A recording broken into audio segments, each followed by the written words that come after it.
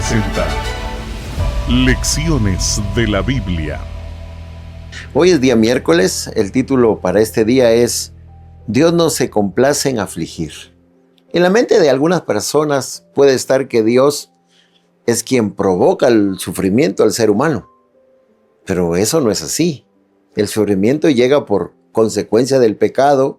El sufrimiento llega porque nosotros desobedecemos las instrucciones de Dios. El sufrimiento llega muchas veces porque desobedecemos las leyes naturales en cuanto a la limpieza, alimentación y otras cosas más que podemos conocer.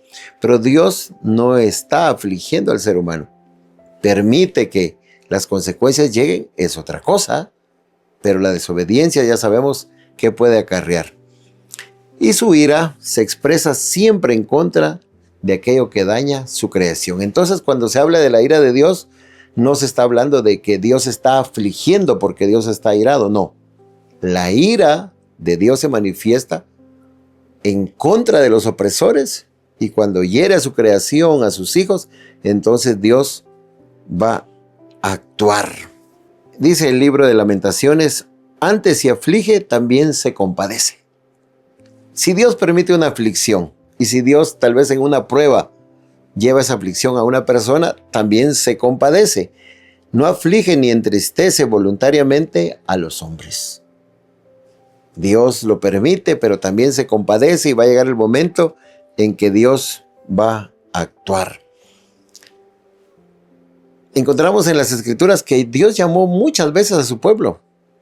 Les hablaba por medio de profetas, le hablaba por medio de mensajeros, le daba muchas manifestaciones donde Él los estaba llamando a dejar los malos caminos, a dejar la idolatría, a no ser un pueblo desobediente, sino convertirse en un pueblo que realmente representara a Dios. Pero el pueblo se negó a escuchar. El pueblo no quería escuchar a Dios. El pueblo se resistía a los mensajes y hasta dice que mató a esos mensajeros de Dios. Dios no aflige. Es el resultado de la decisión humana. Esdras capítulo 5 versículo 12 dice, después que nuestros padres provocaron la ira de Dios. El ser humano provoca la ira de Dios. Los israelitas provocaron la ira de Dios, desobedeciendo, fueron tras otros dioses, levantaron altares y sacrificaron aún a sus hijos, muchos de ellos, a los dioses paganos. Entonces Dios permitió que llegara el rey Nabucodonosor y los llevara cautivos. Y entonces la tragedia, el dolor, el sufrimiento, la queja, la opresión de los babilonios sobre el pueblo de Israel.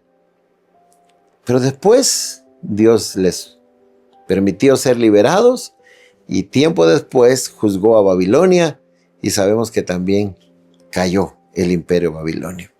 La ira de Dios contra el mal es algo que finalmente desaparecerá, porque ya está la promesa que un día no habrá más injusticia, no habrá más pecado, entonces ya no habrá más ira de Dios, porque reinará ¿qué? El amor.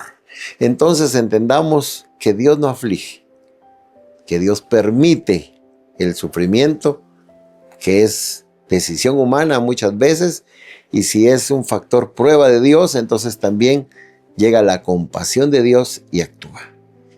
Y cuando aquellos que fueron opresores y aquellos que trataron con crueldad a un hijo de Dios, entonces debes saber también que llegará el momento en que Dios va a actuar y hará justicia, liberando a los suyos y llegando a castigar a aquellos que hicieron lo malo.